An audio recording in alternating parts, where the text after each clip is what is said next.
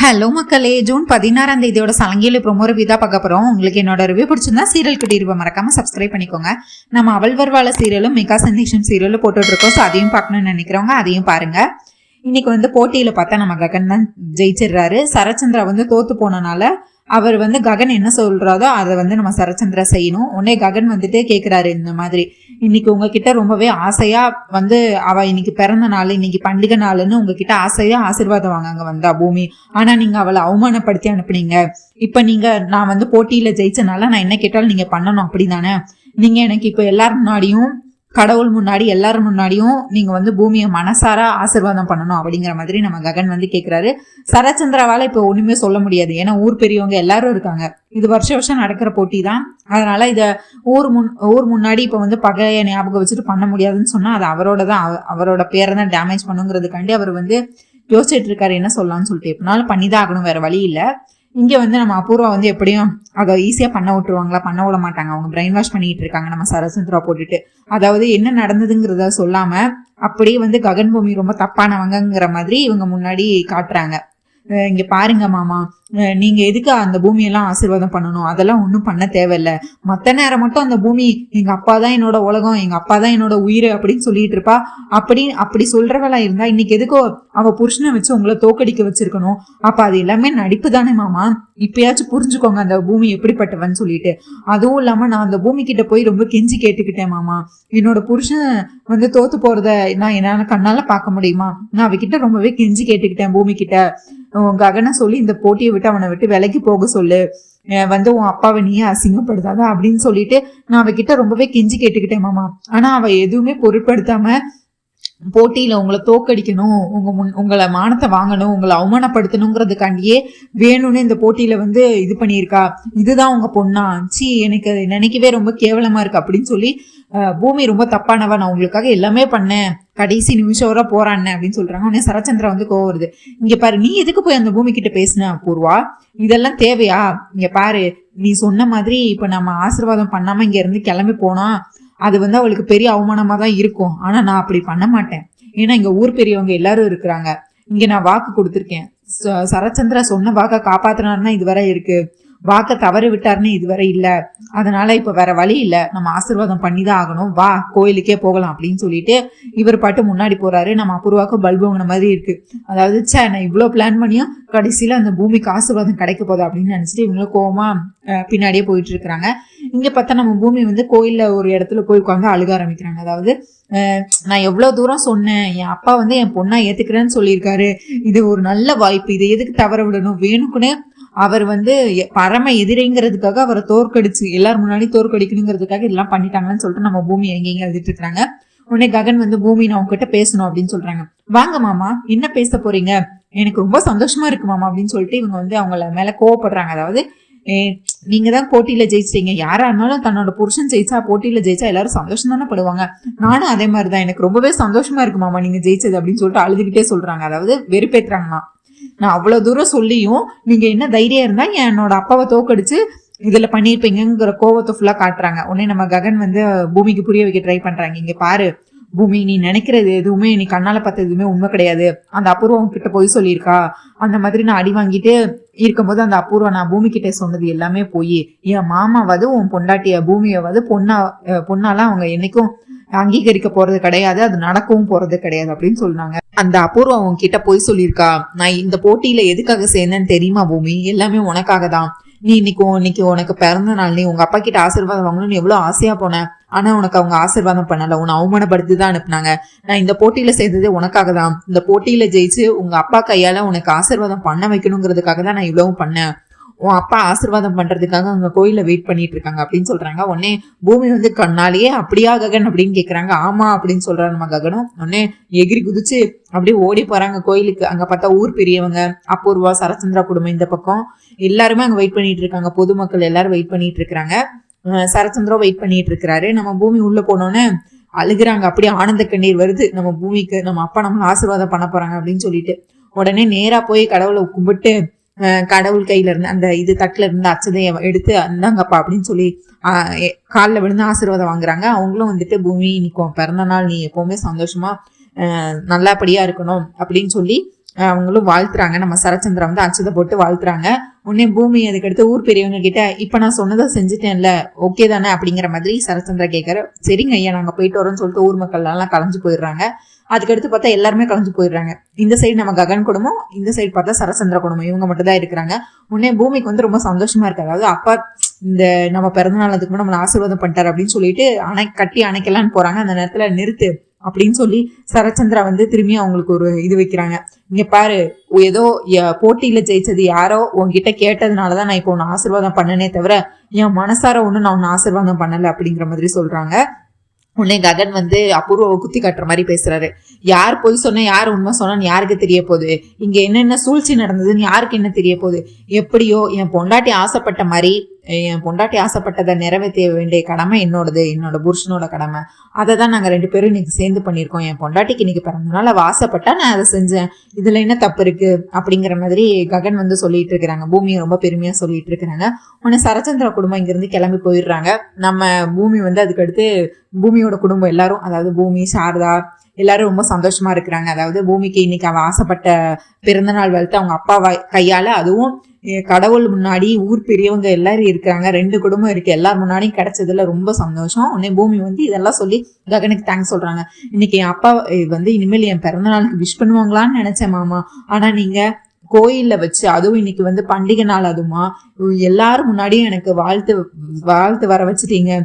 அப்படியே கனவு மாதிரி இருக்கு, எனக்கு இப்போவும் நடந்தது எல்லாமே கனவு மாதிரி இருக்கு, ரொம்ப ரொம்ப தேங்க்ஸ் அப்படின்னு சொல்லிட்டு ககனுக்கு தேங்க்ஸ் சொல்றாங்க. சாரதா உடனே கட்டி அணைச்சுக்கிறாங்க நம்ம பூமியை.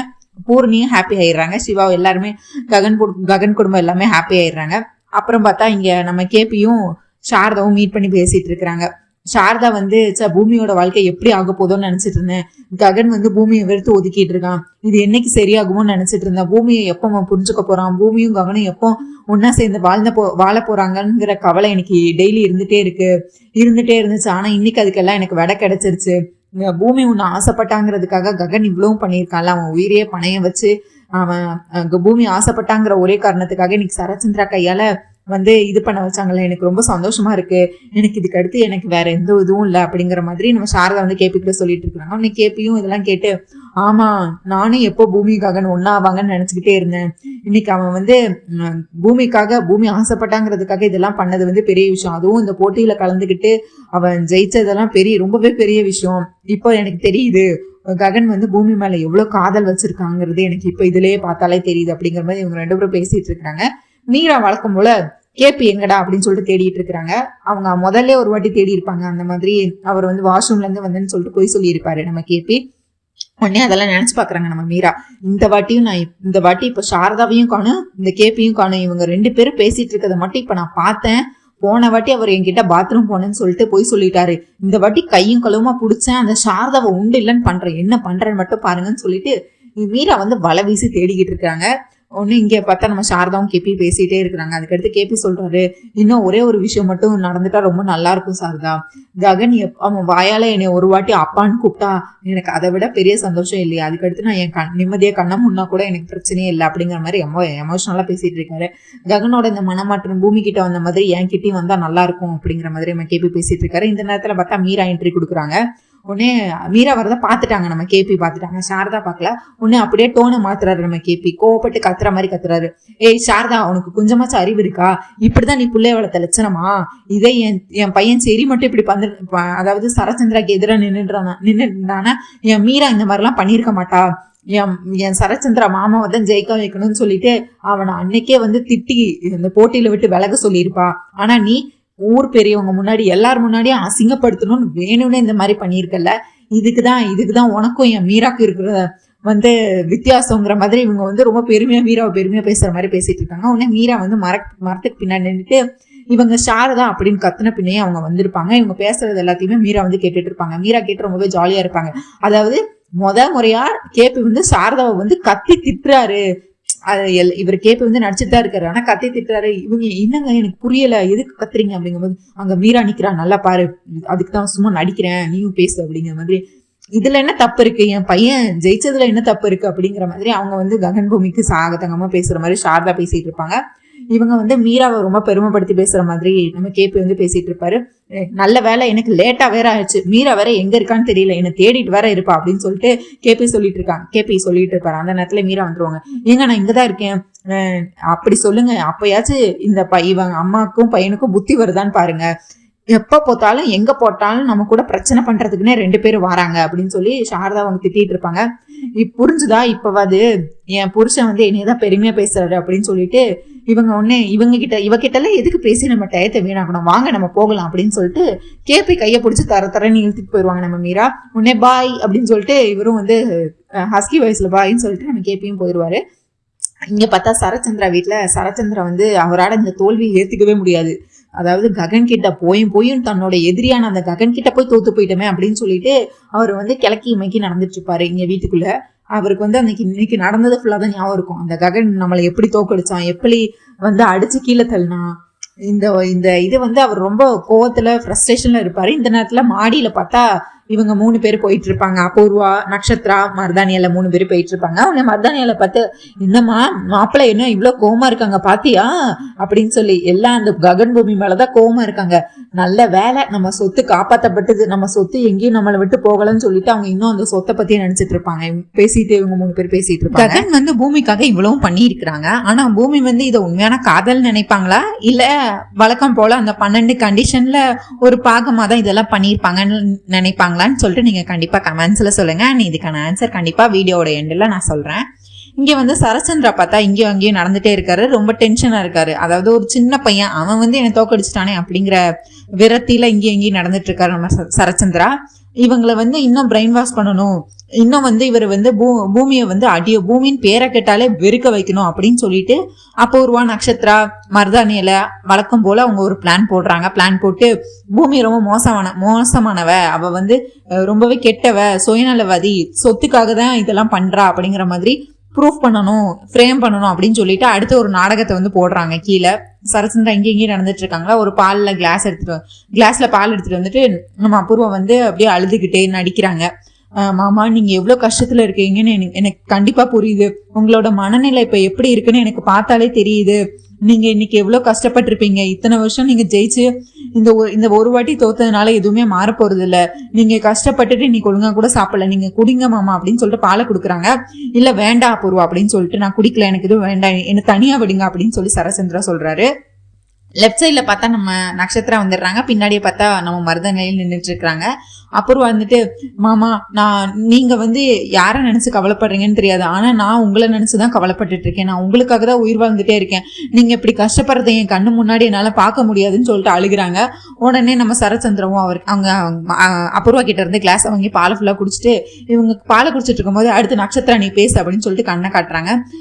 அப்பா நீங்க எதுக்குப்பா அந்த பூமியை நினைச்சு வருத்தப்பட்டுட்டு இருக்கிறீங்க, அவள ஒரு ஆளே கிடையாது, அவ எவ்வளவு தைரியம் இருந்தா உங்களை இன்னைக்கு போட்டியில தோக்கடிச்சு அவமானப்படுத்தி இருப்பா, இது எல்லாமே பூமி போட்டு கொடுத்த பிளான் தான், ககன் மாமாவனும் அவராகனும் வந்து செய்யல, அந்த பூமியும் ககன் மாமாவும் நான் பேசுறத ஃபுல்லா ஒட்டி கேட்டேன், நீங்க வந்து அந்த பூமியை வந்து இன்னைக்கு வீட்டுல வச்சு எல்லாரும் முன்னாடியும் அவமானப்படுத்துறீங்கல்ல, அதுக்கு பதில் இந்த ஊர் மக்கள் எல்லாரும் முன்னாடியும் அதாவது ஊர் மக்கள் எல்லாரும் முன்னாடியும் உங்களை வந்து அவமானப்படுத்தணும், அதுக்காக தான் அந்த பூமி இவ்வளவும் பண்ணியிருக்கா, அதுக்காக தான் ககன் மாமா இந்த போட்டியில கலந்துக்கிட்டு அவங்க நினைச்ச மாதிரியே பண்ணிட்டாங்க, அவ வந்துட்டு இந்த சொத்தை ஃபுல்லா அடையணுங்கிறதுக்கு அண்டிதான் அவ இவ்வளவும் பண்ணிட்டு இருக்கா அப்படின்னு சொல்லிட்டு நட்சத்திர சொல்லுவாங்க. உடனே இங்க இருந்து மருதானியில அடுத்து அவங்க ஆரம்பிப்பாங்க, ஐயோ இன்னைக்கு மாப்பிள்ளைக்கு எவ்வளவு பெரிய அவமானம் நடந்திருக்கு, சின்ன வயசுல இருந்து இப்ப வேற நம்ம மாப்பிள்ளை தானே இந்த போட்டியில கலந்துக்கிட்டு எத்தனை கோப்பையை ஜெயிச்சிருப்பாங்க, எத்தனை இதை ஜெயிச்சிருப்பாங்க, எல்லா வருஷமும் இந்த சரச்சந்திராவை போட்டிக்கு போட யாராவது வருவாங்களா, யாராவது இது வரைக்கும் ஜெயிச்சிருக்காங்களா, அது எல்லாத்தையும் வந்து ஒரே நாள்ல மாத்திட்டாளே அப்படின்னு சொல்லி, சித்தி என்ன பேசுற நீ அப்படின்னு சொல்லிட்டு, நான் என்ன கரெக்டா தானே சொல்றேன், அவ அதோடய நிப்பாட்டினா நல்ல வேலை மாப்பிள்ளைக்கு எதுவும் ஆகல, ஒருவேளை அந்த போட்டியில அந்த ககன் நம்ம மாப்பிள்ளைக்கு தப்பா ஏதாவது நடந்திருந்தா என்ன பண்ணிருப்பேன் அப்படின்னு சொல்லி பேசிட்டு இருக்கிறாங்க. உடனே அப்புறம் வந்துட்டு, ஆமா நான் பூமி கிட்ட அவ்வளவு கெஞ்சி கேட்டியும் அவ மனசே மாறலையே மாமா, நான் எவ்வளவு கெஞ்சி கேட்டேன், உன்னோட அப்பா தானே அவரை நீ அவமானப்படுத்தி நீ உனக்கு என்ன கிடைக்க போகுது அப்படின்னு சொல்லி நான் எவ்வளவோ கெஞ்சி கேட்டுக்கிட்டேனே மாமா, ஆனா அவ ஒன்னுக்குமே செவி சாய்க்கலையே அப்படின்னு சொல்லி அப்புறம் ஒரு நாடகத்தை போட்டுட்டு இருக்காங்க. அடுத்து நட்சத்திரம் இன்னொன்னு சொல்றாங்க. என்ன சொல்றாங்கன்னா, இந்த போட்டியில வந்து உங்களை உயிரோட கொலை பண்ணணுங்கிறது தான் இந்த ககனோட முடிவு. அவங்க உங்களை கொலை பண்ணி அதுக்கடுத்து இந்த அபூர்வாவை நட்சத்திராவை மருதானியில இவங்க 3 பேத்தையும் வீட்டை விட்டு வெளியே அனுப்பிட்டு அந்த பூமி வந்து இந்த சொத்தை ஃபுல்லா சுருட்டிட்டு போகணும்னு தான் நினைச்சுக்கிட்டு இருந்தா. அதுக்காக தான் அவ இவ்வளவும் பண்ணா. அவங்க 2 பேரும் இந்த மாதிரி பேசிட்டு இருந்தாங்கப்பா, நான் எல்லாத்தையும் கேட்டேன்ப்பா அப்படின்னு சொன்னோன்னா இங்க சரச்சந்திராக்கு வந்து ஆல்ரெடி பூமி மேல ரொம்பவே கோவம் இருக்கு, வெறுப்பு இருக்கு. அவ வந்து அந்த பூமி வந்து நீங்க அவனுக்கு பிடிக்காத எதிரியை கல்யாணம் பண்ணிட்டீங்கன்னு தான் வீட்டை விட்டு அனுப்புனீங்க. அதுக்கு அவளுக்கு அப்பயும் அவ அடங்கலையே மாமா. இந்த சொத்து மேலதானே அவளுக்கு முழுக்கண்ணும் இருக்கு. இந்த சொத்தை அடையணுங்கிறதுக்காக உங்க உயிரே எடுக்க பார்த்தால அப்படின்னு சொல்லி பூமி இவ்வளவு மோசமானவளா மாறிட்டாளா? அந்த ககன் கூட சேர்ந்து இவளுக்கும் சொத்து ஆஸ்தி அந்தஸ்து மேல இவ்வளவு இது வந்துட்டா. உங்க உயிருக்கு எதுவும் ஆகல, நல்லபடியா நீங்க வீட்டுக்கு வந்ததே எனக்கு பெரிய விஷயமா இருக்குமாமா அப்படின்னு சொல்லி இவங்க நான் உங்க வீட்டு நடிப்பு எங்க வீட்டு நடிப்புல அந்த நடிப்பு நடிச்சிட்டு இருப்பாங்க. அபூர்வா சரச்சந்திரவும் எல்லாத்தையும் நம்பிட்டு கோவத்தி நிச்சயத்துக்கு போயிடுவாரு. இங்க பக்கம் அப்படியே ககன் வீட்டுல பார்த்தா நம்ம பூமி வந்து சோபா சந்திரா போட்டோ முன்னாடி போயிட்டு நின்று பேசிட்டு இருப்பாங்க. இன்னைக்கு நடந்தது எல்லாத்தையும் நம்ம சோபா சந்திரா கிட்ட சொல்லிட்டு இருப்பாங்க. அம்மா, என் கையில இருக்கிறது என்னதுன்னு தெரியுமா? இன்னைக்கு நான் கனவுல கூட நினைச்சு பார்க்கல அப்பா என்னை ஆசீர்வாதம் பண்ணுவாங்கன்னு.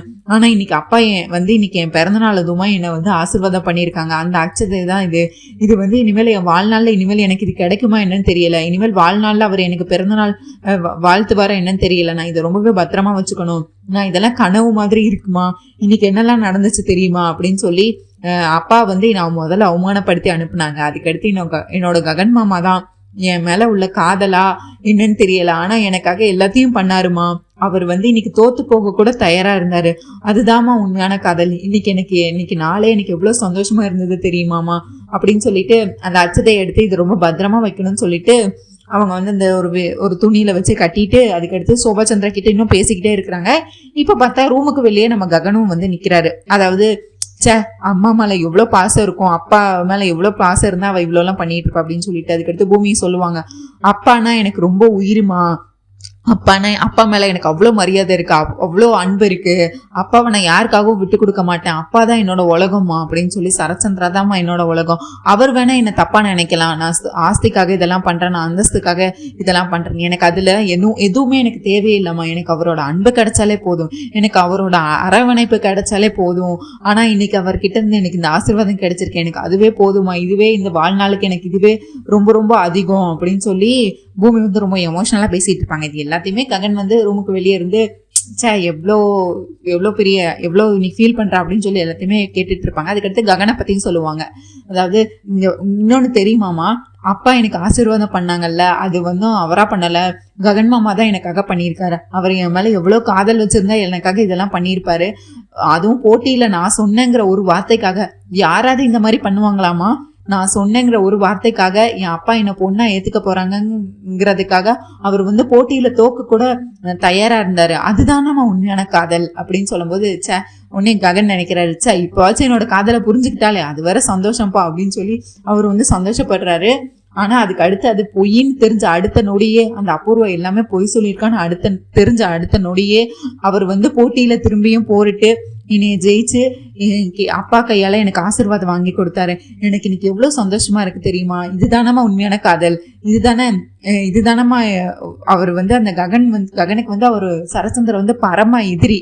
எல்லாம் தெரிஞ்சும் 2 பேருக்கும் பார்த்தாலே ஆகாது. அப்படி இருந்தும் எனக்காக அவர் வந்து தோத்து போக தயாரா இருந்தாரு. எனக்கு இதெல்லாம் வந்து பார்க்கும்போது இதெல்லாம் காதலா இருந்தா சந்தோஷமா இருக்கும். ஆனா அவருக்கு தான் என் மேல காதலே இல்லையேம்மா அப்படின்னு சொல்லிட்டு இருப்பாங்க. இது எல்லாமே வந்து அவங்க தங்கச்சி பூரணி, என்னோட தம்பி சிவா, அவங்க 2 பேத்துக்கும் கல்யாணம் ஆகணுங்கிறதுக்காக நான் 12 கண்டிஷன் போட்டிருக்கேன். அதுல ஒன்னா தானே இதை பண்ணிட்டு இருக்காங்க, அதுல ஒரு பாகமா தான் எனக்கு ககன்லாம் இதெல்லாம் பண்ணிட்டு இருக்காங்க அப்படின்னு சொல்லுவாரு. உடனே ககனுக்கு வந்து கோவம் வந்துடும். அதாவது நான் எவ்வளவு உனக்கு ஆசையா காதலா என் காதலை நிரூபிக்கிறதுக்கு உனக்கு என்னெல்லாம் பண்ணிட்டு இருக்கேன், ஆனா நீ எப்ப பார்த்தாலும் அந்த 12 கண்டிஷனுக்குள்ளேயே இதை சேர்த்துக்கிட்டு இருக்க அப்படின்னு சொல்லிட்டு நான் எவ்வளவு துரதிஷ்டவாளின்னு பாத்தீங்களாமா அப்படின்னு சொல்லி இவங்க பேசிட்டு இருப்பாங்க. உடனே ககன் வந்து ரூம்குள்ள வந்துருவாரு. அவர் கோவத்துக்கு ரொம்ப கோவமாயிரும். அதுக்கடுத்து பூமியை பிடிச்சி இழுத்து, என்ன பூமி நினைச்சிட்டு இருக்க, நான் எது பண்ணாலும் நீ என்ன 12 கண்டிஷன் சொல்ற, நான் என் காதலை நீ புரிஞ்சுக்கவே மாட்டியா அப்படின்னு சொல்லி கத்த ஆரம்பிச்சிருவாரு. அதோட மட்டும் இல்லாம அவர் எல்லாத்தையும் விளக்கி சொல்லுவாரு, இங்க பாரு, நான் உன்கிட்ட அன்பா காதலா பேச வந்தாலும் அதையும் நீ 12 கண்டிஷன் நினைக்கிற. நான் உன்கிட்ட எத்தனை வாட்டி என்னோட காதலை நிரூபிக்க ட்ரை பண்ணிட்டு இருக்கேன், ஆனா நீ வந்து என்னையும் புரிஞ்சுக்கல, என்னோட காதலையும் உன்னால புரிஞ்சுக்க முடியல. நீ எப்போ என்னோட உயிரை காப்பாத்துறதுக்காக அந்த எஸ்பி சூர்யா கிட்ட டிடெக்டிவ் முன்னாடியே செட் பண்ணி எல்லாத்தையும் என்னை ஃபாலோ பண்ண வச்சு என்னை வந்து அந்த பெரிய கஷ்டத்துல இருந்து காப்பாத்தினியும் அப்பவே நான் உன்னோட அருமையை புரிஞ்சுக்கிட்டேன். அப்பவே நீ என் மேல எவ்வளவு காதல் வச்சிருக்கேங்கிறத நான் தெரிஞ்சுக்கிட்டேன். ஆனா நான் அப்பையில இருந்து நான் வந்து உன்கிட்ட என்னோட காதலை வெளிப்படுத்திட்டே இருக்கேன். ஆனா நீ என்னை புரிஞ்சுக்கவே இல்லை. என்னை என் மனசு சுக்குநூறா உடைச்சது எப்போ தெரியுமா?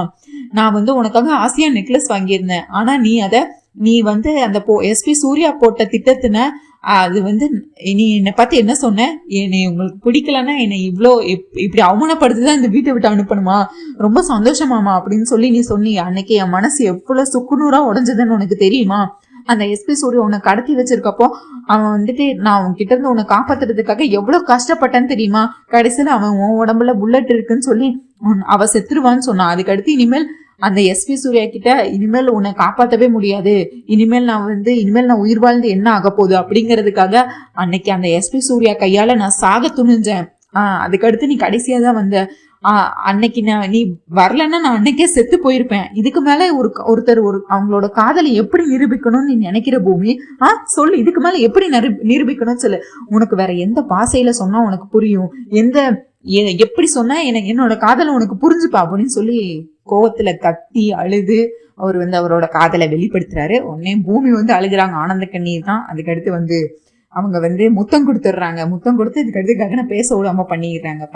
அவங்க அதுக்கடுத்து அவங்க 2 பேத்துக்குள்ள ரொமான்ஸ் தான் இது வரைக்கும். அதுக்கடுத்து ககன் வந்து இது வரைக்கும் பூமி அவங்களுக்கு பண்ணதெல்லாம் அவர் வந்து ஒன்னொன்னா நினைச்சு பார்த்துட்டு இருக்காரு. அதாவது ஐ லவ் யூ சொன்னது, அப்புறம் குளிக்க வச்சது, அதெல்லாம் நினைச்சு பார்த்துட்டு இருக்காங்க. இங்க பூமி வந்து ககன் தனக்காக பண்ணதெல்லாம் நினைச்சிட்டு அதுக்கடுத்து அவங்க 2 பேரும் அழுது எமோஷனலா அவங்களோட காதலை வந்து பரிமாறி இருக்காங்க. ஒரு வழியா நம்ம ககன் பூமி வந்து அவங்களோட காதலை புரிஞ்சுக்கிட்டாங்க.